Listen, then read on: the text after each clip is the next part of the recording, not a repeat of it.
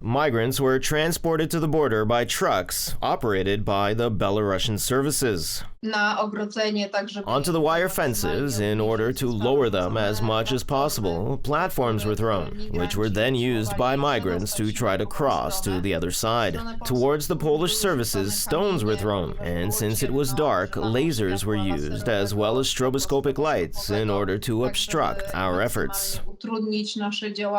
In the last 24 hours, 206 attempts were made to illegally cross the Polish-Belarussian border. A spokesman for the 18th Mechanized Division, Major Przemysław Lipczyński, admitted that migrants and Belarusian services are constantly checking the tightness of the border and testing the reactions of Polish services to further provocations.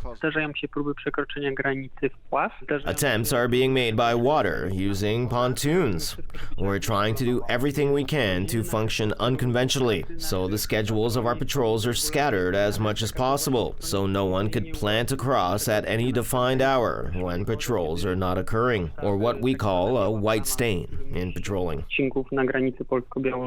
More than 400 Iraqi citizens left the territory of Belarus today. So far, over 1,500 migrants have returned home.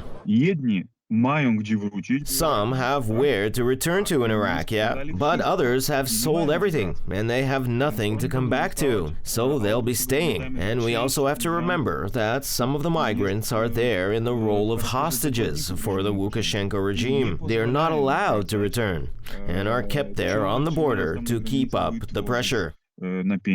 After yesterday's meeting between Prime Minister Mateusz Morawiecki and Boris Johnson, the head of the British government emphasized the friendship between the two nations and expressed his willingness to cooperate in solving the crisis on the Polish-Belarusian border. Delighted to welcome Prime Minister Morawiecki to Downing Street today. The UK and Poland share a deep and long-standing friendship. We stand shoulder to shoulder with our Polish friends against those who would try to destabilize the integrity of Polish borders. Solidarność. From the beginning of the year, the border guard recorded over 37,000 attempts to illegally cross the Polish-Belarusian border. Detained migrants often carry knives and other sharp tools which are used, among other things, to destroy the temporary fencing.